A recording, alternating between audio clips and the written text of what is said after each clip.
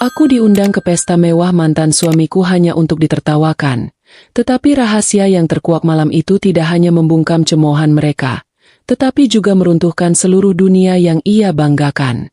Sebelum kita mulai lebih lanjut, yuk, tekan tombol suka, serta tombol subscribe agar tidak ketinggalan kisah menarik lainnya. Dan jangan lupa absen asal kota Bapak Ibu di kolom komentar. Semoga rezeki kita semua dilancarkan, kesehatan kita diberkahi, dan keluarga kita selalu harmonis dalam lindungannya. Amin. Hidupku dan Bunda Sinta saat ini terasa seperti titik kecil di antara samudra baja dan kaca metropolis Alta. Kami tinggal di apartemen sempit yang jendelanya selalu menghadap ke gedung-gedung pencakar langit yang mewah, membuat kontras antara kehidupan kami yang biasa dan hiruk-pikuk di luar terlihat begitu jelas. Aku tidak pernah mengeluh, karena Bunda Sinta selalu mengajarkanku bahwa martabat tidak diukur dari ketinggian lantai tempat kami berpijak. Setiap pagi, aku harus mencuri pandang ke kota yang penuh gemerlap itu, hanya untuk mengingatkan diri sendiri bahwa aku pernah menjadi bagian dari mimpi yang kini jadi milik orang lain. Pekerjaanku hanyalah mengisi formulir-formulir di sebuah perusahaan kecil, sementara Bunda Sinta menghidupi kami dengan mesin jahit tuanya. Jarum yang bergerak cepat di bawah jemarinya adalah irama kehidupan kami yang tenang, menjahit gaun-gaun sederhana dan memperbaiki pakaian orang lain, menghasilkan uang yang hanya cukup untuk kebutuhan sehari-hari. Meski begitu, Bunda selalu tampak anggun, seolah-olah ia menyimpan rahasia kekayaan yang tak terlihat. Ia selalu bilang, "Baju itu hanya bungkus, Lara. Yang penting, isinya adalah hati yang bersih." Seringkali aku berpikir, jika kejujuran bisa dibayar, kami pasti sudah menjadi miliarder. Aku tidak ingin mengenang masa lalu, tetapi nama itu selalu muncul seperti notifikasi yang mengganggu. Ren, mantan suamiku. Ia meninggalkanku setahun yang lalu, menukar janji setianya dengan kilau yang lebih besar dan seorang wanita yang katanya lebih sesuai dengan ambisinya yang melambung tinggi. Baginya, aku hanyalah pemberat, sementara Bunda Sinta hanyalah ibu mertua yang terlalu kolot dan sederhana. Raihan ingin terbang tinggi, dan dia memastikan talinya terputus dari kami agar tidak ada yang menahannya jatuh. Aku berusaha tidak membencinya, tetapi terkadang, rasa sakit itu datang tanpa diundang, menusuk seperti ujung jarum jahit Bunda. Saat itulah benda itu datang, tergeletak di atas meja dapur kami yang reot. Sebuah amplop hitam tebal dengan aksen emas timbul, terasa berat dan berkelas di tanganku, bertolak belakang dengan tagihan listrik yang selalu kusembunyikan di laci. Undangan The Alta Global Gala. Acara VVIP tahunan yang diselenggarakan oleh Alta Capital, perusahaan tempat Raihan menjabat Vice President. Ini bukan undangan pernikahan, melainkan sebuah acara pengumuman besar yang melibatkan nama Raihan dan tunangan barunya. Jelas, ini dikirim bukan karena kerinduan. "Kau lihat ini, Bunda?" tanyaku, memegang undangan itu seolah memegang racun. Nama kami tertera jelas, dicetak dengan tinta emas. Lara dan Bunda Sinta. Bunda Sinta yang sedang menjahit seragam sekolah menoleh, kacamatanya sedikit melorot, memancarkan tatapan yang selalu tenang dan bijaksana. "Astaga, mereka ingat kita, ya," katanya dengan nada santai, seolah membicarakan cuaca. Tentu saja, aku tahu dia tidak sesantai itu. Aku menyobek amplop itu, menemukan kartu undangan dari kertas platinum yang tebal, berkilauan di bawah lampu kamar kami yang redup. Undangan ini adalah cerminan dari dunia yang telah Raihan pilih, dunia yang ingin dia pamerkan kepada kami, sebagai tamparan keras di wajah kami. Tujuannya hanya satu, mempermalukan kami. Dia ingin kami melihat betapa tingginya dia melompat dan betapa jauhnya dia meninggalkan kami. Kami diundang untuk menjadi badut, menjadi pengingat pahit tentang masa lalu miskinnya. "Kita tidak perlu datang," bisikku, melipat undangan itu dengan kesal. "Hanya akan membuat hati kita sakit." Aku melihat bayanganku di jendela, rambutku diikat seadanya, wajahku tanpa riasan mahal. Kami tidak pantas berada di sana, di tengah kerumunan yang berkilauan. Mereka akan menertawakan kami. Bunda Sinta meletakkan pekerjaannya. Ia berjalan ke arahku, mengusap bahuku dengan telapak tangannya yang halus, penuh bekas tusukan jarum. "Kita akan datang," ujarnya. Suaranya mantap seperti batu karang. Aku menatapnya, mencari tanda kegilaan di matanya, tetapi yang kutemukan hanyalah ketenangan dan sedikit percikan nakal. "Mereka mengundang kita, Lara. Tidak sopan jika tidak memenuhi undangan, apalagi undangan yang begitu mahal ini." Ia menunjuk amplop emas itu. "Setidaknya kita bisa menikmati hidangan gratis mereka." Kudengar catering di Alta Gala adalah yang terbaik di seluruh metropolis Alta. Kami berdua tertawa kecil. Tawa itu berfungsi sebagai pereda ketegangan yang sempurna. Tentu saja, Bunda tidak peduli pada makanan. Dia hanya ingin memberiku pelajaran. "Kita datang bukan untuk melihat kebahagiaan mereka, Nak," lanjutnya. Matanya menatap mataku dalam-dalam. "Kita datang untuk menunjukkan bahwa kita adalah berlian yang tidak terpengaruh oleh debu. Kita tidak perlu membuktikan apa-apa, kecuali bahwa kita baik-baik saja, bahkan jauh lebih baik, tanpanya." Keputusanku bulat. Aku akan datang.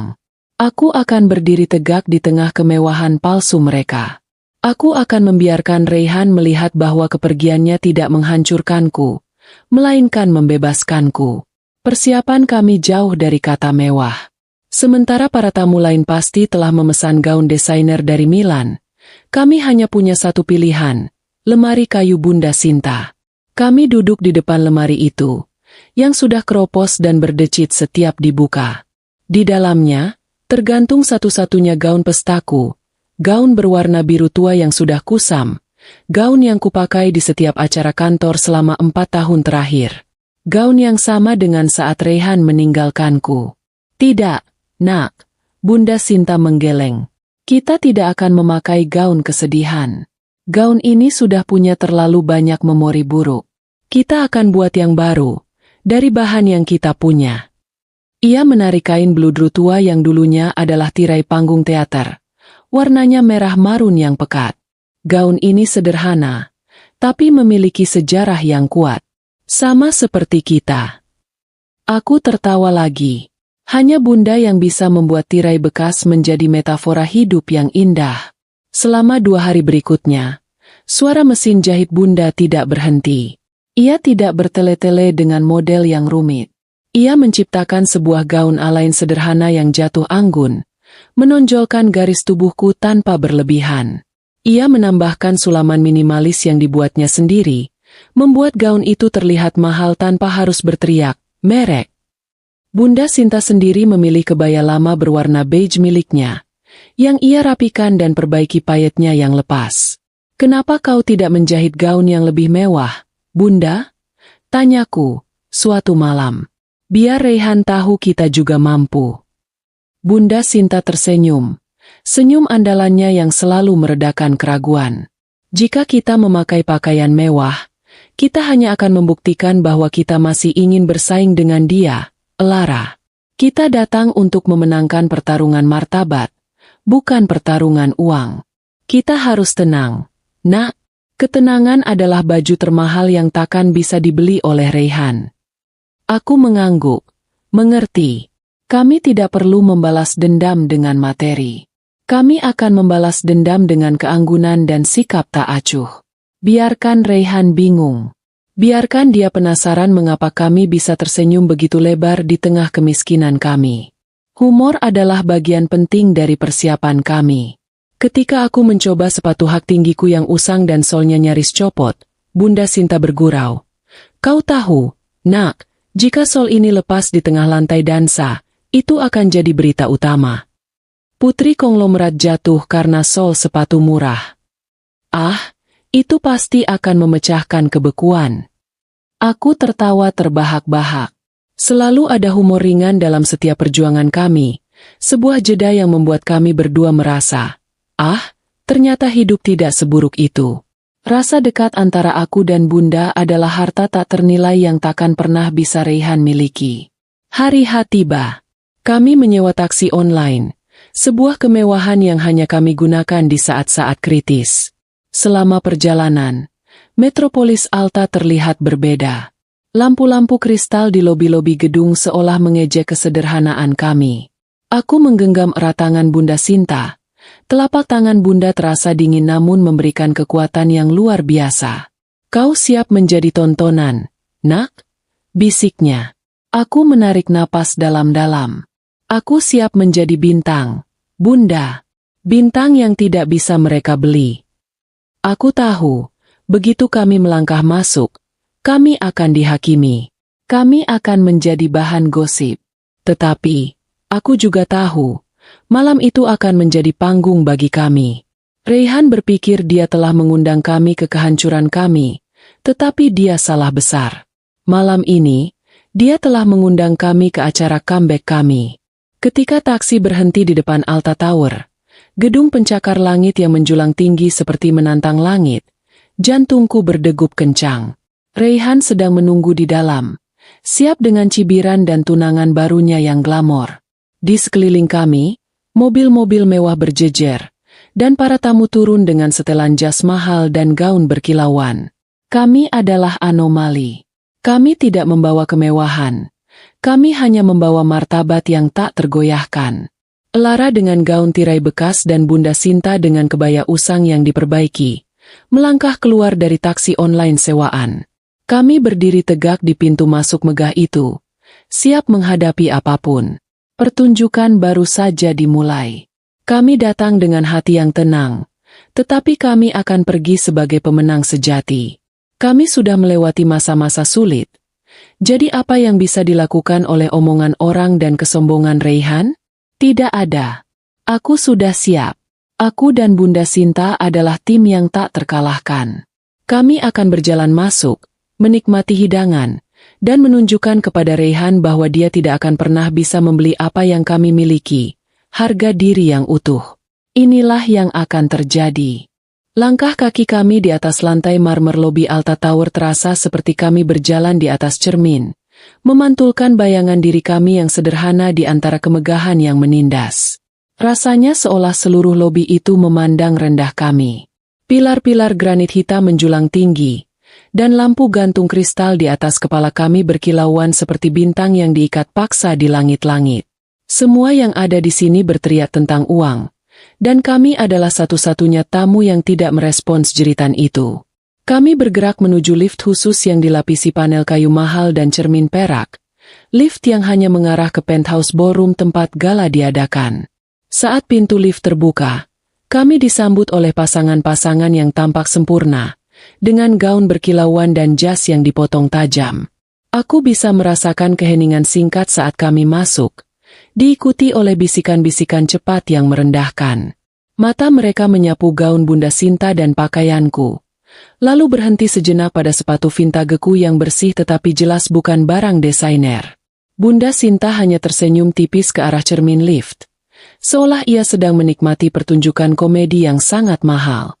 Ia sedikit menarik kerah blazer usangnya, bertingkah seolah itu adalah mantel bulu termahal.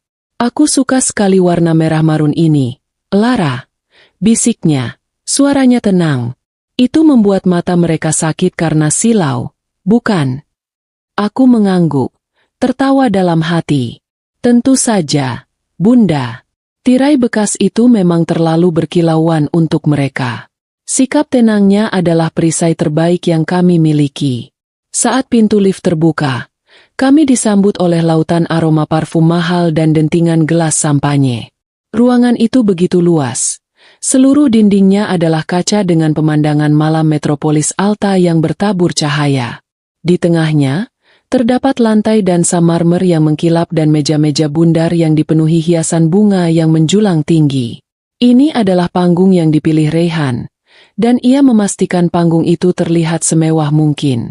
Kami berjalan perlahan, mencoba tidak menarik terlalu banyak perhatian, meskipun hal itu mustahil. Para tamu, yang sebagian besar adalah eksekutif Alta Capital dan mitra bisnis elit mereka, berputar-putar. Wajah mereka dipenuhi senyum palsu dan basa-basi yang dipelajari. Namun, di balik senyum itu, aku bisa menangkap kilatan rasa ingin tahu yang tajam, seperti pemangsa yang mencium mangsa yang lemah. Kami jelas mangsa itu. Tiba-tiba, Langkah kami terhenti oleh suara yang terlalu keras dan ramah. Astaga, Lara, kamu datang juga. Karina, mantan teman sosialitaku yang selalu melihatku sebagai bahan lelucon, muncul dengan gaun hijau zamrud yang nyaris tidak bisa menahan dirinya. Wajahnya dipenuhi ekspresi terkejut yang berlebihan, yang dengan cepat ia ubah menjadi rasa kasihan yang menjengkelkan. Aku pikir kamu terlalu sibuk dengan urusanmu, katanya. Nadanya terdengar seperti ia sedang berbicara dengan seorang pasien. Matanya meneliti gaunku dari atas ke bawah, dan aku bisa melihatnya menilai setiap jahitan buatan tangan Bunda Sinta. Lihat, Bunda Sinta juga. Kebaya yang indah. Tapi, apakah kamu yakin ini cocok untuk gala ini? Dia menunjuk dengan dagunya ke perhiasan berliannya yang berat. Aku tersenyum setenang mungkin.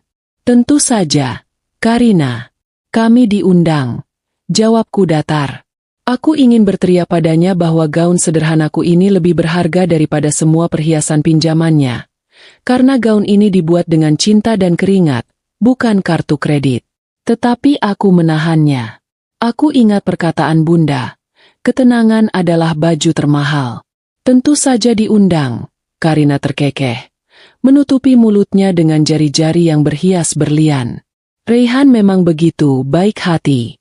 Dia selalu ingin memastikan, teman lama, melihat betapa jauhnya ia melangkah. Dia benar-benar pria yang luar biasa, berintegritas, dan kini posisinya makin tinggi. Kamu beruntung dia memberimu kesempatan kedua untuk melihatnya di puncak, kan? Kata-katanya, yang dimaksudkan sebagai pujian untuk Raihan, justru terasa seperti belati berkarat yang diselipkan pelan ke ulu hati. Bunda Sinta melangkah sedikit ke depan. Wajahnya tetap lembut, tetapi ada kilatan dingin di matanya. Raihan selalu tahu bagaimana memukau, Karina, katanya dengan suara yang tenang.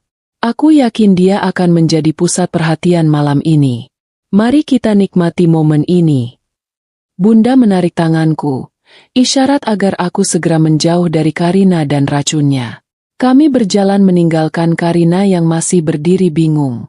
Aku sempat melirik ke belakang dan melihat dia segera menarik temannya, menunjuk ke arah kami sambil berbisik-bisik. Aku tahu, saat itu juga, cerita tentang mantan istri yang lusuh datang ke pesta sudah menyebar seperti api di antara para elit metropolis Alta. Kami mencari meja yang telah disediakan, yang ternyata berada di sudut paling belakang ruangan, dekat pintu masuk dapur, sebuah penempatan yang jelas disengaja. Di sana, setidaknya kami bisa melihat semua kemewahan tanpa harus berinteraksi terlalu banyak. Kami mengambil sedikit makanan yang disajikan, mencoba untuk menikmati rasa sisa yang manis dari janji catering terbaik yang diucapkan Bunda. Aku mencoba sepotong foie gras, dan aku harus mengakui, itu adalah satu-satunya hal jujur yang kutemukan di ruangan itu. Sinta, apa kau ingat saat kita harus berbagi sebungkus mie instan karena uang kita tidak cukup? Aku tiba-tiba bertanya, mencoba memecah kesunyian canggung kami. Bunda tertawa kecil. Tawa itu adalah jeda yang kami butuhkan. Aku ingat, Lara. Dan saat itu kita merasa seperti ratu yang sedang mengadakan pesta mie instan termegah. Kenangan itu lebih mewah daripada semua lampu kristal di ruangan ini. Ya, kenangan itu jauh lebih mewah. Tepat saat kami mulai merasa sedikit nyaman dan tenang, saat aku berhasil meredam emosiku, suara Raihan melengking melalui mikrofon utama, memotong musik orkestra yang elegan. Itulah saatnya ia memulai pertunjukan utamanya. Para tamu undangan yang terhormat. Suaranya penuh percaya diri dan kemenangan. Malam ini, bukan hanya tentang Alta Capital, tetapi tentang perayaan kebahagiaan pribadi saya. Mohon izinkan saya memperkenalkan tunangan saya, Maya, dan, tunggu sebentar. Saya juga melihat beberapa tamu istimewa yang sangat saya cintai di masa lalu hadir malam ini. Jantungku mencelos. Aku tahu, inilah momen puncaknya. Semua mata di ruangan itu kini tertuju pada Raihan, dan kemudian, mengikuti pandangan matanya yang menyeringai, semua mata itu berbalik ke sudut gelap tempat kami duduk. Raihan telah memastikan kami menjadi pusat perhatian malam ini, bukan karena kehormatan, melainkan karena rasa malu. Aku menggenggam tangan Bunda Sinta, siap menghadapi badai yang akan datang. Tapi jauh di dalam hatiku, aku tahu, kami tidak akan hancur. Seluruh ruangan seketika hening. Perhatian semua mata kini tertuju sepenuhnya pada sudut meja yang kami tempati. Rasa malu yang tajam mulai merayap naik. Tetapi aku segera menekannya kuat-kuat. Aku harus tetap tenang. Ini adalah pertunjukan yang telah Raihan siapkan, dan aku tidak boleh memberinya kepuasan dengan melihatku hancur. Bunda Sinta tetap duduk tegak. Tangan kami saling menggenggam erat di bawah meja. Genggaman yang terasa seperti janji diam untuk saling menguatkan. Raihan berjalan melintasi ballroom menuju kami, didampingi tunangan barunya, Maya, yang berbalut gaun berkilauan. Maya, dengan rambutnya yang tertata sempurna dan senyum yang terlalu lebar, tampak seperti patung yang baru keluar dari majalah fashion. Kontras antara kami berdua, yang sederhana, dan pasangan sombong itu, sungguh menyakitkan. Mereka berjalan perlahan, menikmati setiap langkah yang menarik perhatian, menjadikan kami sebagai objek pameran yang sengaja dipertontonkan. Lihatlah, para hadirin. Suara Raihan kembali terdengar. Ia berbicara tanpa mikrofon, tetapi nadanya yang lantang mampu mengalahkan musik. Inilah contoh dari masa lalu saya. Masa lalu yang harus saya tinggalkan untuk mencapai tempat ini. Raihan mengayunkan tangannya, menunjuk ke sekeliling ruangan yang dipenuhi kemewahan. Saya ingin mereka melihat dunia yang saya pilih. Dunia yang mereka tidak akan pernah bisa masuki. Dunia yang terlalu mahal, terlalu canggih, dan terlalu tinggi bagi mereka. Aku bisa mendengar bisikan-bisikan riuh di sekitar kami. Ada tawa yang tertahan, ada mata yang dipenuhi rasa iba palsu, dan ada juga yang menatap kami terang-terangan dengan rasa superioritas. Rasanya seperti kami sedang dianalisis di bawah mikroskop. Dan kami gagal dalam setiap tes kemewahan yang mereka buat. Amarahku mulai mendidih, mendesakku untuk membalas, untuk mengatakan bahwa dia mendapatkan semua ini karena koneksi ayahnya, bukan murni usahanya sendiri. Namun, Bunda Sinta tidak bergerak. Ia justru melepaskan tanganku sejenak, mengambil serbet di meja, dan menyeka sudut bibirnya dengan gerakan yang sangat anggun. Gerakan itu adalah pengalih perhatian yang brilian. Jeda kecil yang membuatku tersenyum dalam hati. Astaga, Bunda ini memang ratu drama, pikirku. Dia membuat penghinaan publik itu terlihat seolah dia sedang makan malam yang enak, dan hanya perlu membersihkan remah-remah. Raihan berhenti di depan meja kami. Tatapannya penuh kemenangan. Saya mengundang kalian bukan untuk bersenang-senang, katanya, merendahkan suaranya agar hanya terdengar oleh kami dan orang-orang di sekitarnya. Saya mengundang kalian agar kalian tahu bahwa perbedaan antara kelas kita sekarang bukan lagi jurang, melainkan jurang Grand Canyon. Nikmati makanan kalian, jika perut kalian sanggup mencerna makanan elit seperti ini. Maya, tunangan Raihan, menyilangkan tangan, menatapku dengan senyum remeh yang dingin. Dia tidak perlu mengatakan apa-apa. Tatapan matanya sudah cukup. Dia merasa menang. Karena dia adalah lambang kesuksesan yang Raihan kejar. Sementara aku hanyalah kenangan buruk yang tertinggal di masa lalu. Aku membalas tatapannya, tidak dengan kebencian, tetapi dengan ketenangan yang dingin. Di mataku, dia hanyalah aksesoris mahal yang suatu hari nanti akan dibuang. Kami datang karena kami menghormati undangan. Jawabku, suaraku terdengar datar dan tenang, persis seperti yang Bunda ajarkan. Aku tidak ingin emosiku terlihat. Aku tahu, jika aku terpancing, dia menang. Bunda Sinta mengangguk setuju. Ia memandang Raihan dengan tatapan yang sedih, bukan marah. Tatapan itu berkata, kamu sudah berubah menjadi monster. Raihan tampak sedikit terkejut dengan ketenangan kami. Dia mungkin berharap aku akan menangis atau lari. Namun, kami memberinya dinding dingin tak beremosi. Karena tidak mendapatkan reaksi yang diinginkan, ia mengangkat bahu dan tertawa keras, tawa yang dibuat-buat, lalu melenggang pergi, melanjutkan pertunjukannya di tengah ruangan bersama Maya. Kami ditinggalkan di sana, di sudut ruangan, menjadi tontonan utama di bawah lampu kristal yang berkilauan. Keheningan yang mengikuti kepergian Raihan terasa lebih berat daripada kata-kata kasarnya tadi. Semua orang berbisik-bisik, dan aku bisa mendengar potongan-potongan ucapan seperti, "Kasihan sekali," atau, "Seharusnya dia tidak datang." Aku merasakan getaran di bahu Bunda, tetapi aku tahu itu bukan rasa takut, melainkan tekad yang mengeras. "Aku sangat lapar," bisik Bunda Sinta tiba-tiba. Senyumnya kembali muncul. "Aku akan mengambil dessert. Kudengar mereka punya macaron emas yang bisa dimakan. Kalau kita tidak bisa kaya, setidaknya kita makan emas mereka, kan?" Aku tertawa. Lega. Itu adalah jeda humor yang ajaib, yang mengembalikan fokus kami dari penghinaan ke hal yang paling konyol. Benar, kami harus memakan emas mereka. Kami sama sekali tidak tahu bahwa drama yang sesungguhnya belum dimulai. Kami tidak tahu bahwa beberapa langkah dari meja kami, seseorang telah menyaksikan seluruh pertunjukan itu dengan tatapan yang tidak bisa diartikan. Seseorang yang memiliki kekuatan untuk membalikan ballroom mewah ini dalam sekejap mata. Kami hanya berpikir kami datang untuk kalah dengan bermartabat, tetapi kenyataannya, kami telah diantar ke panggung kemenangan yang tak terduga. Kami hanya perlu menunggu tirai itu tersingkap. Dan tirai itu, ternyata, hampir terbuka. Kami sedang berusaha menikmati macaron emas yang Bunda Sinta ambil, mencoba meyakinkan diri bahwa kemewahan di lidah ini sebanding dengan rasa malu yang harus kami telan. Aku mencermati para tamu lain dari balik bahu Bunda, menyadari betapa cepatnya dunia ini bergerak. Baru 5 menit lalu kami adalah lelucon. Kini kami perlahan-lahan sudah menjadi gosip basi yang digantikan oleh pembicaraan tentang merger dan akuisisi. Aku sudah mulai merasa lega, berpikir bahwa episode penghinaan ini sudah selesai. Saat itulah keheningan aneh menyelimuti ruangan, keheningan yang berbeda dari sebelumnya.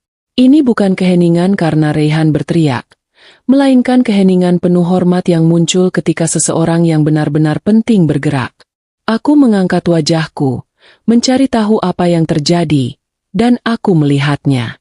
Emer Jonathan, CEO Alta Capital, Godfather di dunia finance metropolis Alta, berjalan menyeberangi ballroom. Emer Jonathan adalah legenda. Sosoknya selalu terpampang di majalah-majalah bisnis. Wajahnya yang tenang namun tegas memancarkan kekuasaan yang nyata. Malam ini, ia tampak sempurna dalam tuxedo hitamnya, dikelilingi oleh para pengawalnya yang berjas mahal. Setiap orang yang dilewatinya menundukkan kepala dan membuka jalan, seperti air yang terbelah. Aku bertanya-tanya, siapa yang cukup beruntung, atau sial, untuk menjadi tujuannya malam ini. Ternyata, tujuan itu adalah kami. Emer Jonathan berjalan lurus, mengabaikan meja-meja VIP di tengah, dan mengarah tepat ke sudut tempat kami duduk. Jantungku mulai berdebar kencang lagi. Mungkinkah Raihan belum puas? Dan sekarang bosnya sendiri yang dikirim untuk mengusir kami? Itu akan menjadi puncak dari kekejaman. Langkah Emer Jonathan terhenti tepat di samping meja kami yang lusuh. Kehadirannya begitu kuat, begitu menekan, sehingga macaron emas di tanganku terasa seperti debu. Bunda Sinta dan aku refleks berdiri, merasakan aura kekuasaan yang memancar darinya. Aku sudah siap mendengar kata-kata kasar, sudah siap untuk dibentak karena mengganggu suasana. Namun, yang terjadi selanjutnya membuat seluruh ruangan seolah berhenti berdetak.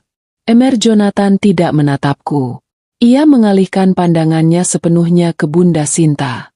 Wajahnya yang biasa terlihat dingin dan tanpa emosi, kini dipenuhi dengan ekspresi yang begitu dalam, seperti ia baru saja bertemu dengan seseorang dari masa lalunya yang paling berharga. "Selamat malam, Sinta," sapanya. Suaranya pelan tetapi mengandung wibawa yang luar biasa, bergaung di keheningan. Ia tidak menggunakan sapaan formal, ibu, atau nyonya, melainkan nama pendek yang akrab. Yang lebih mengejutkan, ia sedikit membungkukkan badannya, sebuah gestur hormat yang tak pernah ia tunjukkan kepada siapapun, apalagi kepada seorang wanita dengan kebaya usang. Aku terdiam, bingung. Siapa Bunda Sinta di mata pria ini? Aku tahu Bunda punya masa lalu yang sederhana, tetapi dia tidak pernah bercerita soal koneksi sekelas Mr. Jonathan. Bunda Sinta sendiri tampak sama terkejutnya. Matanya sedikit berkaca-kaca, seolah Mr. Jonathan telah membuka lembaran buku tua yang ia kunci rapat. Jonathan, bisik Bunda Sinta. Hanya nama itu yang keluar. Ia tampak kesulitan menemukan kata-kata, yang sangat jarang terjadi. Sementara itu, di tengah ruangan, Raihan yang sedang tertawa bersama tunangannya mendadak berhenti. Tawanya mati seperti tombol yang dimatikan paksa. Wajahnya yang tadi penuh kemenangan kini berubah pucat pasi. Matanya melotot ke arah bosnya. Ia melihat dengan tidak percaya bagaimana Mr. Jonathan, idolanya, berdiri di depan meja kami dan memberikan penghormatan kepada wanita yang baru saja ia permalukan sebagai orang miskin. Bisikan-bisikan segera kembali, tetapi kali ini nadanya jauh berbeda. Tidak ada lagi cibiran, yang ada hanya rasa ingin tahu yang mencekik dan ketidakpercayaan. Mereka semua mencoba memahami, apa hubungan antara CEO Alta Capital dan wanita sederhana di sudut ruangan ini. Bagi mereka, ini adalah anomali yang merusak tatanan sosial yang selama ini mereka yakini. Mr. Jonathan meluruskan badannya. Senyumnya kini terlihat hangat, jauh dari kesan dingin di majalah. Ia menatapku sekilas, lalu kembali fokus pada Bunda Sinta. Saya sangat senang bisa bertemu dengan Anda lagi, Sinta, katanya tulus. Setelah bertahun-tahun, saya pikir Anda telah menghilang dari metropolis Alta. Ia lalu melirik meja kami yang hanya berisi piring sisa dan macaron emas yang kini terasa beku. Bunda Sinta hanya tersenyum samar, senyum yang menyimpan ribuan rahasia. Aku tahu, Bunda sedang memilih kata-kata. Aku ingin bertanya kepada Mr. Jonathan apa yang terjadi, tetapi aku tahu aku harus menunggu. Ini adalah panggung Bunda. Mr. Jonathan, orang yang memiliki segalanya, kini berlutut secara simbolis di depan Bunda Sinta, yang hanya memiliki mesin jahit dan harga diri. Ini adalah keajaiban yang tidak ada di dalam skenario Raihan. Dan aku tahu, dari ekspresi ngeri Raihan, bahwa skenarionya baru saja hancur berkeping-keping. Keheningan yang mencekik membuatku yakin, malam itu adalah puncak keanehan dalam hidupku. Mr. Jonathan, pria yang bisa menggerakkan pasar modal hanya dengan satu kalimatnya, kini berdiri di samping meja kami yang diasingkan, berbicara dengan Bunda Sinta seolah beliau adalah seorang ratu yang lama hilang. Semua mata di ruangan itu menatap, dan aku bisa merasakan tatapan Raihan yang paling panas, penuh pertanyaan dan ketidakpercayaan yang membakar. Ia pasti berpikir ini adalah lelucon yang buruk. Mr. Jonathan tidak peduli dengan kerumunan. Ia mengambil salah satu kursi yang kosong dan duduk, membuat dirinya setara dengan kami, padahal posisinya adalah dewa di acara ini. Saya minta maaf harus menginterupsi perayaan ini, katanya, suaranya sedikit meninggi agar didengar oleh para tamu yang kini mematung. Tetapi saya harus mengklarifikasi sesuatu. Ada orang yang memiliki peran jauh lebih besar dalam berdirinya Alta Capital daripada yang kalian bayangkan, dan orang itu duduk di sini. Ia menunjuk Bunda Sinta. Napas semua orang tertahan. Aku melihat Bunda Sinta menggenggam tanganku lagi. Tatapannya memohon agar Mr. Jonathan tidak melebih-lebihkan. Tetapi Mr. Jonathan hanya tersenyum. Senyum seorang pria yang akhirnya bisa melunasi janji lama. Ia lalu memulai ceritanya, mengubah gala mewah ini menjadi panggung pengakuan yang emosional. 20 tahun yang lalu, Mr. Jonathan memulai. Suaranya kini melunak, membawa kami semua kembali ke masa lalu yang jauh dari kilau metropolis Alta. Saya hanyalah seorang arsitek muda yang idealis, penuh dengan ide tetapi kosong di rekening bank. Saya baru saja kehilangan kontrak besar dan hampir memutuskan untuk menutup perusahaan kecil saya. Saya duduk sendirian di sebuah kedai kopi tua, atau lebih tepatnya, sebuah bengkel jahit yang juga menyediakan kopi, di pinggiran kota. Saya hancur. Saya kehilangan harapan. Selama 3 hari saya hanya minum kopi murah dan menatap sketsa bangunan yang sudah tidak berarti lagi. Aku menoleh ke Bunda Sinta, yang kini menunduk, Pipinya memerah karena malu dan terharu. Ia tidak pernah bercerita tentang ini. Bunda selalu menjaga kisah-kisah masa lalunya rapat-rapat, memastikan aku tumbuh besar tanpa beban utang emosi dari siapapun. Aku kagum, bagaimana ia bisa tetap tenang seolah cerita yang dibagikan ini adalah kisah orang lain. Bengkel jahit itu sangat sederhana, lanjut Mr. Jonathan, tatapannya kini dipenuhi nostalgia. Di sana, saya bertemu Sinta. Dia sedang sibuk dengan mesin jahit tuanya, memperbaiki pakaian orang lain untuk menyambung hidup. Saya yang tenggelam dalam kesedihan, hanya bisa mengeluh tentang dunia bisnis yang kejam, tentang bagaimana idealisme tidak bisa membayar sewa. Mr. Jonathan berhenti sejenak, mengambil air di gelas dan meminumnya perlahan. Semua tamu, termasuk para dewan direksi Alta Capital, mendengarkan tanpa berkedip. Ini adalah cerita asal-usul yang belum pernah mereka dengar. Ini adalah bagian yang hilang dari mitos Alta Capital. Aku sempat melirik Reyhan, yang kini memegang erat bahu tunangannya, mencoba mencari pegangan, ekspresinya antara syok dan ketakutan. Sinta, yang saat itu tidak tahu siapa saya, tidak bertanya soal uang, tidak menanyakan status saya. Mr. Jonathan melanjutkan, nadanya kini penuh penekanan. Dia hanya mendengarkan. Dan setelah saya selesai mengeluh, dia hanya mengatakan satu kalimat yang mengubah segalanya.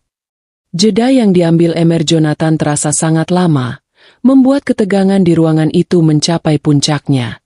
Aku menggenggam tangan Bunda Sinta lagi, mendesaknya untuk tidak terlalu merasa terbebani. Bunda Sinta membalas genggamanku, seolah berkata, dengarkan, nak, ini adalah kekayaan kita yang sesungguhnya. Sinta berkata, Mr. Jonathan menghela napas. Jika kamu ingin berhasil, jangan bersaing dengan jumlah. Bersainglah dengan esensi. Jangan buat bangunan yang mewah untuk dilihat orang kaya. Buatlah bangunan yang nyaman untuk ditinggali semua orang. Kamu harus menjual ketulusan dan fungsionalitas, bukan hanya kilau. Itu yang akan bertahan lama. Kalimat itu, sederhana, lugas, dan sangat mencerminkan Bunda Sinta. Bunda memang selalu berfokus pada esensi, pada apa yang benar-benar penting. Ia membuat gaun dari tirai bekas bukan untuk pamer, tetapi karena esensi kain itu kuat. Mr. Jonathan menjelaskan, saat itu, ia adalah arsitek yang fokus pada desain boros dan mewah. Nasihat Bunda Sinta membalikan cara pandangnya. Ia mulai fokus pada proyek-proyek berkelanjutan, humanis, dan fungsional, yang ternyata sangat dibutuhkan di metropolis Alta. Saya langsung meninggalkan bengkel jahit itu. Mr. Jonathan menceritakan, wajahnya berseri-seri. Saya mulai mendesain ulang semuanya. Saya menukar fokus pada kuantitas dengan kualitas yang sangat unik, yang hanya bisa saya tawarkan. Hasilnya, saya mendapat investor baru, kepercayaan dari publik, dan dalam 5 tahun, Alta Capital lahir, bukan sebagai perusahaan uang, melainkan sebagai perusahaan ide yang humanis. Seluruh ruangan terdiam dalam kekaguman.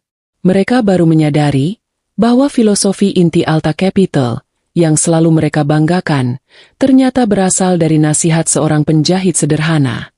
Mereka menatap Bunda Sinta dengan rasa hormat yang baru dan mendalam.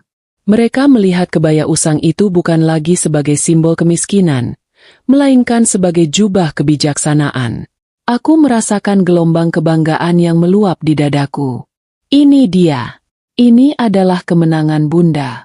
Kemenangan yang ia dapatkan bukan dengan teriakan atau uang, tetapi dengan ketulusan dan hati yang murni. Aku berpikir, tentu saja, Bunda. Dia pasti membuat macaron emas itu terlihat seperti debu di lidah Mr. Jonathan saat itu. Inilah humor kami, cara kami meredakan emosi besar ini. Mr. Jonathan menoleh ke Bunda Sinta. Saya menawarkan Anda saham, Sinta. Saya menawarkan posisi di Dewan Penasihat. Tetapi Anda menolak semuanya. Anda hanya mengatakan, saya senang bisa membantu. Ingat saja, Jonathan. Jangan pernah lupakan dari mana kamu berasal. Mr. Jonathan menggelengkan kepalanya pelan. Dan saya tidak pernah lupa. Ia lalu mengalihkan pandangannya ke Raihan, yang kini tampak seperti patung garam. Wajahnya benar-benar kehilangan warna. Emer Jonathan berbicara langsung kepada seluruh ballroom. Suaranya kembali menguat, penuh otoritas. Alta Capital dibangun di atas prinsip integritas, kerendahan hati, dan menghormati esensi ide yang tulus, katanya tegas. Saya sangat kecewa melihat malam ini, di acara yang seharusnya merayakan nilai-nilai itu, ada upaya untuk mempermalukan dan merendahkan sumber dari inspirasi terbesar perusahaan kita. Kata-kata itu bagaikan palu godam yang menghantam Raihan. Ia tahu. Semua orang tahu. Emer Jonathan tidak perlu menyebut nama, tetapi seluruh metropolis Alta tahu siapa yang ia maksud. Raihan, yang baru saja membanggakan statusnya, kini dihadapkan pada kenyataan bahwa dia baru saja menghina ratu yang mendirikan kerajaan bosnya sendiri. Aku melihat beberapa tamu VVIP mulai beranjak dari tempat duduk mereka, berjalan menuju meja kami, tetapi mereka berhenti, menunggu. Mereka tahu, Emer Jonathan belum selesai. Mereka tahu, ada babak yang lebih besar yang akan terungkap. Pertunjukan yang seharusnya menjadi panggung Raihan kini telah direbut. Dan ia hanya bisa melihat dalam ketakutan. Ketenangan yang kami pertahankan telah dibayar mahal oleh kebingungan dan kepanikan para elit metropolis Alta. Emer Jonathan mengakhiri kisahnya, menatap Bunda Sinta dengan mata penuh penghargaan. Saya berjanji, Sinta, saya akan memastikan bahwa orang yang mencoba merusak esensi dan merendahkan nilai-nilai ini akan menerima konsekuensinya. Dan aku tahu, dengan janji itu, badai sesungguhnya baru saja dimulai, dan kali ini, kami tidak akan basah. Kami akan berdiri di tengah badai itu, kering, dan sangat puas.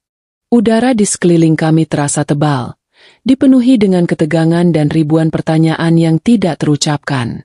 Setelah pengakuan Emer Jonathan, kami tidak lagi dilihat sebagai badut yang diundang untuk dipermalukan, melainkan sebagai teka-teki berjalan.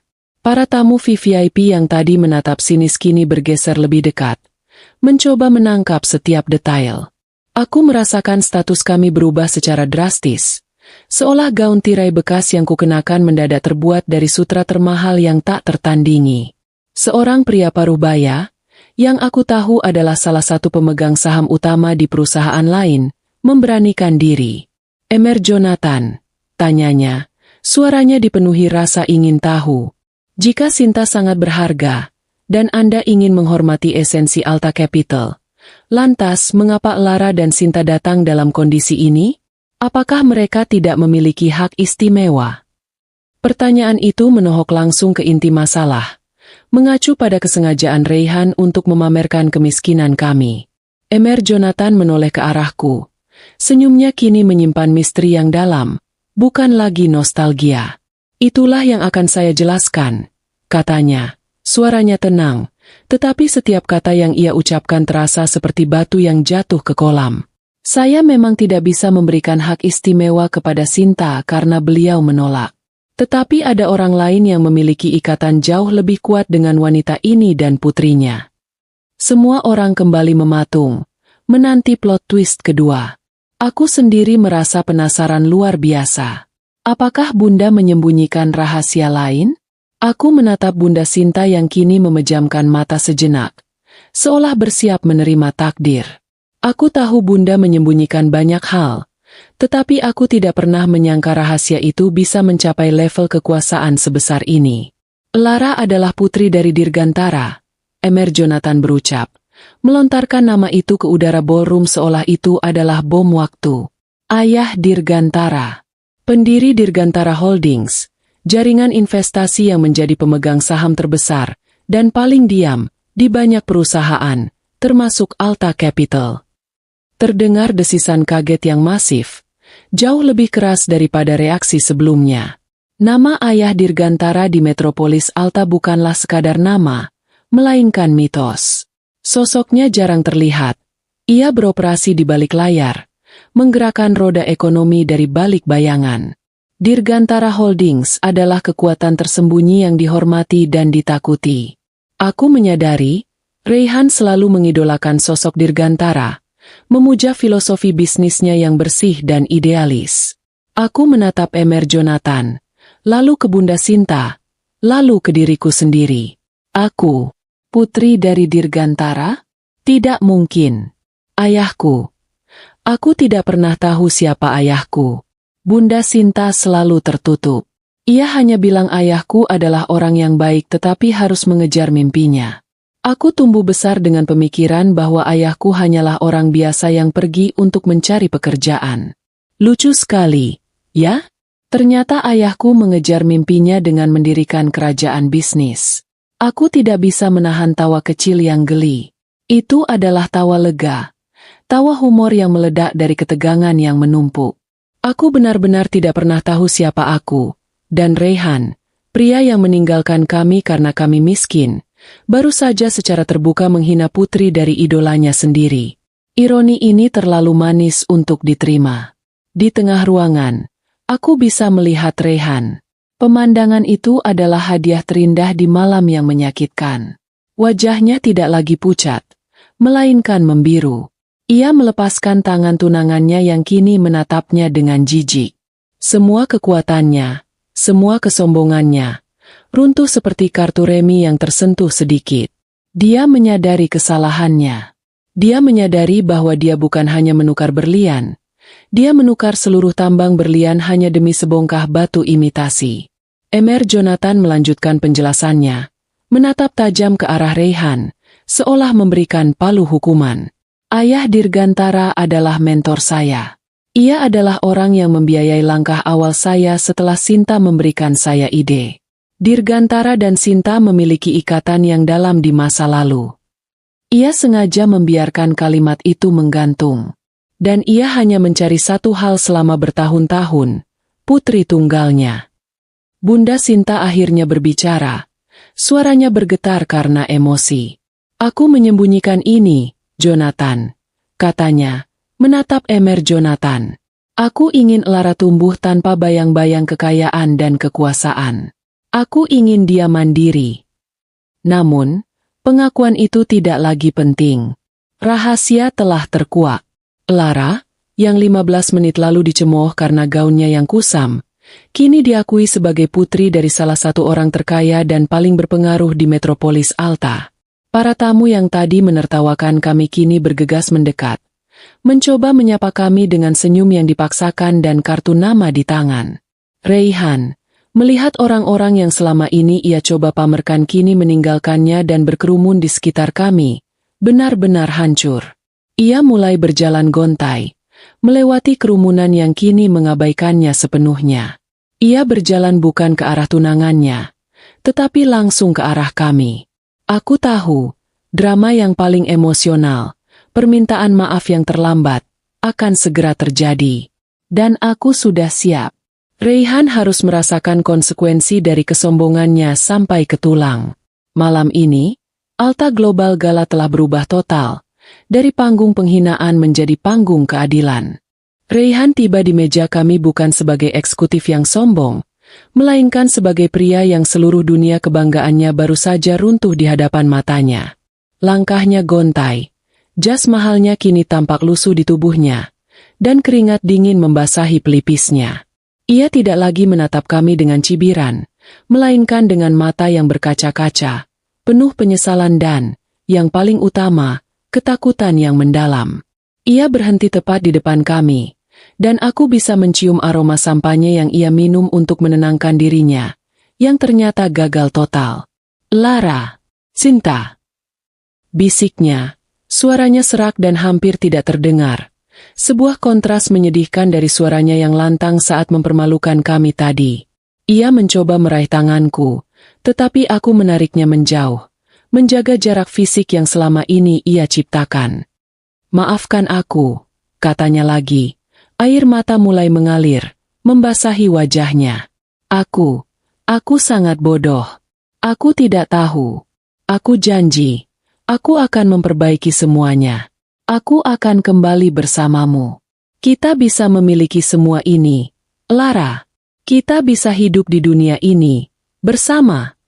Aku menatap matanya dalam-dalam. Kata-katanya bukan tentang cinta, melainkan tentang penyesalan yang didorong oleh spreadsheet dan balance sheet.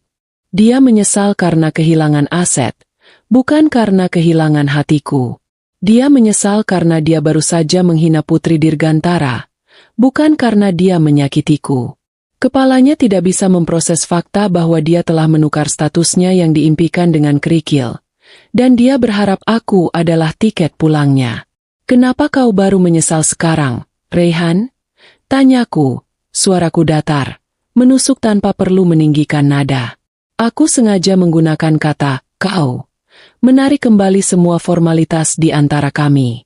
Kenapa bukan saat kau menukar janji setia kita dengan janji palsu? Kenapa bukan saat kau mencampakkan Bunda Sinta yang selalu baik padamu? Aku tahu jawabannya. Karena saat itu, dia yakin kami tidak punya apa-apa. Melihat Raihan memohon dan menangis di depan kami adalah pembalasan yang manis. Aku merasa ada beban bertonton yang terlepas dari pundaku. Aku menoleh ke belakang, mencari Maya, tunangannya. Maya, yang tadinya angkuh, kini menatap Raihan dengan jijik. Ia mundur selangkah, seolah tidak ingin ada kaitan dengan pria yang mendadak kehilangan semua kekuasaannya. Ia datang karena status, dan ia pergi karena status itu hilang. Raihan melihat tatapan Maya dan ia panik. Ia berbalik ke arah Emer Jonathan, yang sejak tadi hanya dia mengamati seperti hakim di pengadilan. Tolong, Mr. Jonathan, beri saya kesempatan. Saya bersumpah akan bekerja keras. Saya akan melakukan apapun untuk perusahaan ini. Saya adalah karyawan terbaik Anda. Mr. Jonathan melangkah maju, kehadirannya yang tenang mendominasi kehancuran Raihan. Wajahnya tetap tenang, tetapi matanya dingin. Alta Capital tidak membutuhkan pekerja yang menjual integritasnya dengan harga murah, Raihan, kata Mr. Jonathan, suaranya tegas dan tanpa kompromi. Ia berbicara cukup keras agar semua tamu yang berkerumun mendengarnya. Kamu memiliki pengetahuan, tetapi kamu tidak memiliki hati. Kamu mengkhianati nilai-nilai dasar perusahaan ini. Kamu merendahkan kehormatan seseorang yang sangat saya hormati, dan kamu menghina putri dari pendiri yang paling saya segani. Kalimat itu adalah hukuman mati. Efektif mulai malam ini, lanjut Mr. Jonathan, tanpa jeda. Posisi Vice President Eksekutif kamu ditarik, dan kamu dikeluarkan dari Alta Capital. Tolong segera tinggalkan acara ini. Raihan tidak bisa berkata-kata.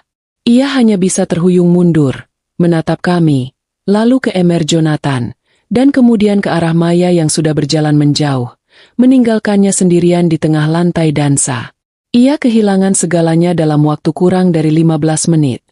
Harga diri, pekerjaan, dan masa depannya. Aku melihatnya terduduk di lantai, menangis tanpa suara, menyesali keputusan yang ia buat setahun lalu. Aku tahu, drama kami sudah selesai. Aku tidak lagi perlu berada di sana. Aku menatap Raihan untuk terakhir kalinya. Tidak ada dendam, hanya iba yang tipis. Hiduplah dengan baik, Raihan, bisikku, meskipun aku tahu dia tidak mendengarnya.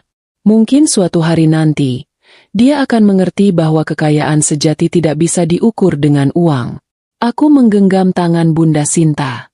Kami berbalik, berjalan menjauh dari kerumunan yang kini menatap kami dengan kekaguman yang nyaris berlebihan. Langkah kami terasa ringan. Gaun tirai bekas itu seolah melayang. Kami tidak perlu menoleh ke belakang untuk tahu bahwa kami telah pergi sebagai pemenang sejati. Namun, saat kami mencapai pintu lift, Mr. Jonathan menghampiri kami lagi, terengah-engah. Tunggu, Sinta, Lara, jangan pergi dulu. Pintanya. Ayah Dirgantara ada di sini. Dia menunggu kalian. Dia ingin melihat putri dan cintanya yang lama. Aku menoleh. Kaget. Ayahku ada di sini? Drama ini ternyata masih jauh dari kata selesai. Kami tidak hanya meninggalkan mantan suami yang hancur. Kami berjalan menuju takdir baru yang belum pernah kubayangkan. Kami masuk ke dalam lift, meninggalkan kemewahan palsu dan air mata penyesalan Raihan, dan menuju ke ruangan rahasia di mana ayah Dirgantara menanti. Kami mengikuti Emer Jonathan melewati lorong tersembunyi, menjauh dari dentingan gelas sampanye dan bisikan penuh syok di ballroom. Dinding lorong itu dilapisi panel akustik yang tebal, memisahkan kami sepenuhnya dari dunia yang baru saja kami tinggalkan. Aku merasa seperti berjalan di antara dua babak kehidupan yang sangat berbeda. Di belakangku ada kehancuran Rayhan, dan di depanku ada misteri seorang ayah yang namanya hanya sebuah legenda. Emer Jonathan berhenti di depan sebuah pintu kayu gelap tanpa tanda pengenal. Ia mengetuk 2 kali, lalu membukanya perlahan. Ruangan di dalamnya adalah private lounge eksklusif, jauh lebih mewah dan tenang dari ballroom di luar. Di sana, duduk di sofa kulit hitam, ditemani beberapa dokumen di meja marmer, adalah seorang pria paruh baya. Pria itu menoleh ke arah kami saat pintu dibuka, dan di detik itu, waktu terasa berhenti. Pria itu adalah ayah Dirgantara.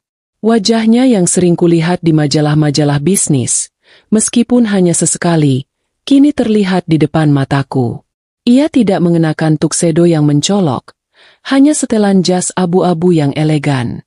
Di matanya yang tajam dan hangat, aku melihat kemiripan samar dengan mataku sendiri. Namun, yang paling mengejutkan adalah reaksinya saat melihat Bunda Sinta. Ayah Dirgantara bangkit berdiri, menjatuhkan pena yang ia pegang tanpa peduli. Wajahnya yang biasa terlihat berwibawa kini dipenuhi kerinduan, penyesalan, dan rasa sakit yang mendalam. Ia berjalan cepat ke arah kami, mengabaikan Emer Jonathan dan para pengawalnya yang berjaga. Sinta. Hanya nama itu yang keluar dari bibirnya, diucapkan dengan getaran emosi yang begitu kuat. Bunda Sinta, yang selalu tegar, tidak mampu menahan air matanya kali ini. Ia berlari ke depan, dan mereka berdua berpelukan. Itu adalah pelukan yang dipenuhi kerinduan puluhan tahun. Pelukan yang menceritakan 1000 kisah tanpa perlu satu kata pun. Aku berdiri di sana, menyaksikan drama paling nyata dalam hidupku. Menyaksikan ibu yang selalu kujaga kini kembali ke pelukan masa lalunya.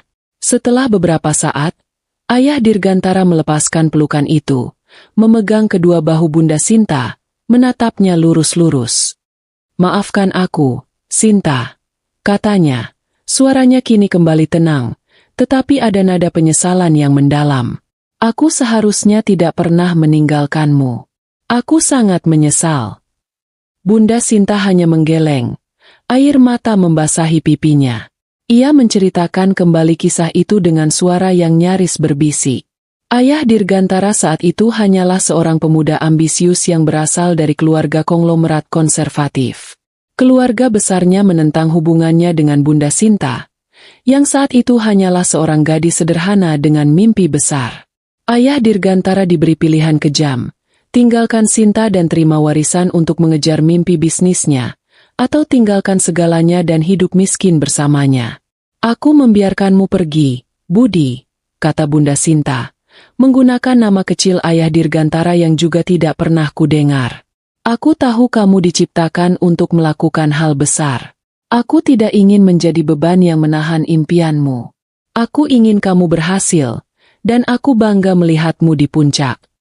Aku tahu, saat itu Bunda Sinta tidak hanya memikirkan cinta. Ia memikirkan harga diri dan ambisi ayah Dirgantara. Ia memilih pergi, menjaga kehormatan, dan membiarkan pria yang dicintainya terbang setinggi mungkin.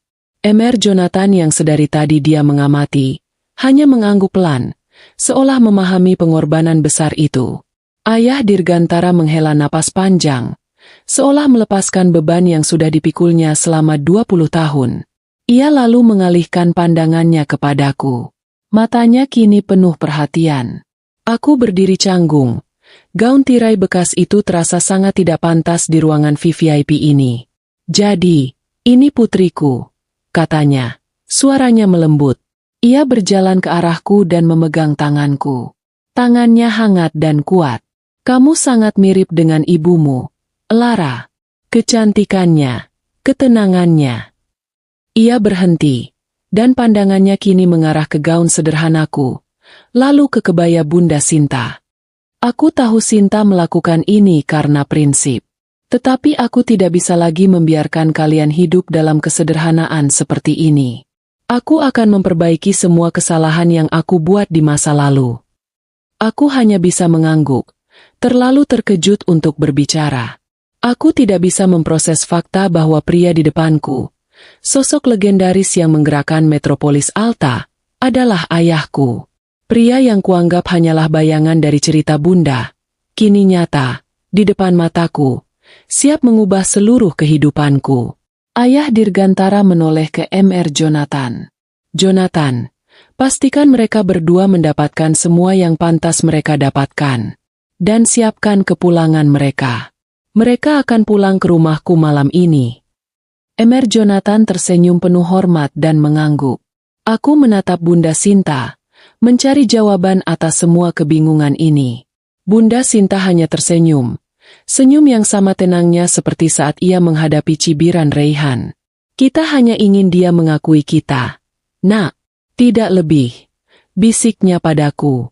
Namun, aku tahu, pengakuan seorang ayah Dirgantara jauh lebih berharga daripada semua uang di dunia. Malam itu, kami tidak hanya menang melawan Raihan, kami menemukan kembali sebuah keluarga yang hilang.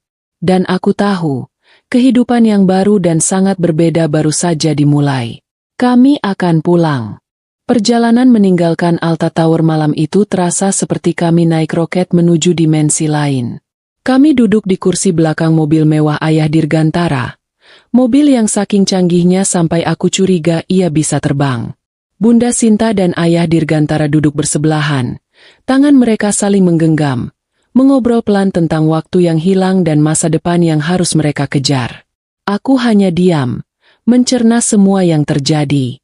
Kami meninggalkan seorang mantan suami yang hancur berkeping-keping, dan kini kami menuju sebuah istana. Mobil itu akhirnya berhenti di depan sebuah gerbang hitam tinggi di kawasan paling elit metropolis Alta. Gerbang itu terbuka otomatis, memperlihatkan jalan masuk yang dihiasi pepohonan rindang dan lampu taman yang lembut. Di ujung jalan itu, berdiri rumah yang lebih pantas disebut mahakarya arsitektur, berkilauan dalam cahaya rembulan. Ini adalah rumah ayah Dirgantara, dan kini, ini adalah rumahku. Aku dan Bunda Sinta memasuki rumah itu dalam diam, dipimpin oleh ayah Dirgantara yang tampak bangga. Interiornya begitu luas, begitu sunyi, begitu mewah, sampai aku merasa takut mengeluarkan suara keras. Ada pelayan yang menyambut kami dengan sapaan hormat. Aku merasa canggung, terbiasa melakukan segala hal sendiri. Kini aku harus menerima sambutan bak seorang putri bangsawan. Malam itu, setelah kami diantar ke kamar yang sangat luas, lengkap dengan balkon yang menghadap langsung ke kota metropolis Alta yang berkilauan, aku menarik Bunda Sinta untuk duduk di tepi ranjang yang empuk. Aku membutuhkan kejujuran, bukan kemewahan. Kenapa? Bunda? Tanyaku, suaraku lembut, tetapi penuh desakan. Kenapa ibu tidak pernah bercerita tentang Dirgantara? Kenapa ibu membiarkan kita hidup susah? Bunda Sinta menatapku. Matanya dipenuhi cinta yang tak terbatas. Ia lalu mulai bercerita. Setelah ayah Dirgantara memilih ambisinya, Bunda Sinta memilih pergi. Dia tahu dia mengandungku. Tetapi dia tidak pernah menghubunginya, tidak pernah meminta bantuan. Ia takut ayah Dirgantara akan merasa terbebani, atau lebih buruk, ia takut aku akan tumbuh menjadi gadis yang manja dan bergantung pada kekuasaan nama besar. Aku tidak ingin kamu tumbuh dalam bayangan ayahmu, Lara, jelas Bunda Sinta, suaranya sedikit bergetar. Kekayaan itu berat, nak, kekuasaan itu bisa merusak. Aku ingin kamu kuat. Seperti aku. Aku ingin kamu belajar bahwa kamu bisa berdiri tegak dengan tanganmu sendiri, tanpa nama besar siapapun di belakangmu. Bunda Sinta menekankan bahwa ia tidak menyesali masa lalu yang susah itu. Ia bangga karena ia berhasil mendidikku menjadi pribadi yang mandiri. Aku akhirnya mengerti. Semua kerja keras, semua kesederhanaan, semua air mata yang kami bagi, bukanlah kutukan, melainkan investasi yang dilakukan Bunda Sinta untuk karakterku. Aku memeluknya erat. Pengakuan ini jauh lebih berharga daripada istana di sekeliling kami. Beberapa hari berikutnya adalah masa adaptasi yang lucu. Aku dan Bunda Sinta sering berbisik-bisik, bingung menggunakan peralatan makan yang begitu banyak, atau merasa terlalu formal saat berbicara dengan para pelayan. Ingat, Lara, Bunda pernah berbisik saat kami berada di meja makan yang panjang. Kita harus bersikap wajar saja. Jangan sampai mereka curiga kita tidak tahu cara membedakan garpu salad dan garpu utama. Padahal, dulu kita pakai sendok saja sudah syukur, ya. Humor ringan itu selalu ada, memecah kekakuan dan membuat kami tetap membumi di tengah kemewahan yang gila. Di sisi lain, Karma bekerja dengan sangat cepat dan sangat elegan. Aku mendengar kabar dari Emer Jonathan bahwa Reyhan benar-benar hancur. Bukan hanya dipecat, reputasinya di Metropolis Alta hancur total setelah pengakuan Emer Jonathan. Ia dianggap sebagai pengkhianat nilai dan seorang oportunis kelas bawah. Maya, tunangannya, langsung meninggalkannya, mengambil kembali cincin berlian mahal itu. Reyhan kini kehilangan pekerjaan, tunangan, dan, yang paling penting, semua teman-teman yang hanya datang karena statusnya. Aku tidak merasakan kepuasan yang brutal, melainkan rasa lega yang dingin. Aku tidak perlu melakukan apa-apa. Kebenaran dan kesombongan Reyhan sendiri yang menghukumnya. Itu adalah balas dendam yang paling bersih dan paling elegan, melihat musuhmu jatuh karena perbuatannya sendiri. Namun, aku tahu, aku tidak bisa hanya menjadi putri dirgantara yang hilang, dan menikmati warisan yang datang tiba-tiba. Aku harus membuktikan diriku. Aku harus mewujudkan semua ajaran Bunda Sinta. Saat ayah dirgantara mengundangku ke ruang kerjanya, sebuah ruangan yang dipenuhi buku-buku tebal dan karya seni bernilai tinggi, aku mengambil keputusan. Ayah, kataku, suaraku mantap. Aku ingin belajar. Aku ingin belajar tentang Dirgantara Holdings, tentang Alta Capital, tentang semua yang ayah bangun. Aku ingin menjadi pewaris yang pantas, bukan hanya penerima warisan. Ayah Dirgantara tersenyum, senyum bangga yang belum pernah kulihat. Ia tahu, Bunda Sinta telah melakukan pekerjaan yang luar biasa. Ia tahu, putrinya tidak hanya mendapatkan harta, tetapi juga integritas. Malam itu, bukan hanya tentang pengakuan keluarga, tetapi tentang pengakuan bahwa aku siap untuk menghadapi dunia bisnis yang keras, bersenjatakan kejujuran Bunda Sinta dan nama besar ayah Dirgantara. Babak baru kehidupanku, babak pembangunan diri, baru saja dimulai. Aku tenggelam dalam dunia baru yang penuh angka, strategi, dan risiko besar. Hari-hari pertamaku di kantor terasa seperti aku kembali ke bangku sekolah, tetapi kali ini, pelajarannya bernilai miliaran. Ayah Dirgantara adalah guru yang ketat tetapi penuh kasih. Ia tidak hanya mengajariku tentang cara menghasilkan uang, tetapi juga tentang pentingnya kejujuran, bahkan ketika kejujuran itu mahal harganya. Seorang pemimpin sejati tidak hanya memimpin dengan kekuasaan, Lara, ayah sering berkata, tetapi dengan integritas yang tak terbantahkan. Aku mendengarkan, menyerap setiap kata, dan bertekad untuk menjadi lebih baik dari siapapun yang pernah meremehkan kami. Dalam waktu 2 tahun, aku tidak lagi hanya menjadi putri yang hilang di Dirgantara Holdings. Aku menjadi tangan kanan ayahku. Aku mulai memimpin proyek-proyek besar, bernegosiasi dengan perusahaan-perusahaan besar, dan mengambil keputusan-keputusan strategis. Rasanya luar biasa. Apalagi mengingat betapa aku dulu menghabiskan hari-hari hanya untuk mengisi formulir dan takut pada tagihan listrik. Aku terkadang tertawa sendiri, membayangkan Reyhan melihatku sekarang, memimpin rapat di ruang yang dulu hanya bisa ia impikan.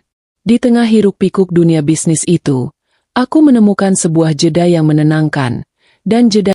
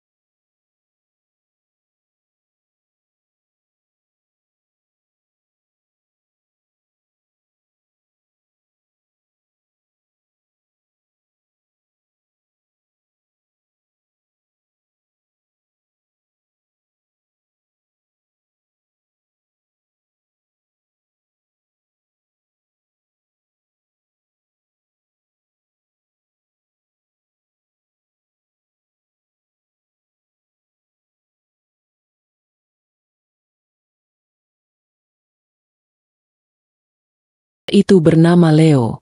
Ia adalah seorang arsitek muda yang bekerja pada salah satu proyek pembangunan berkelanjutan Alta Capital. Proyek yang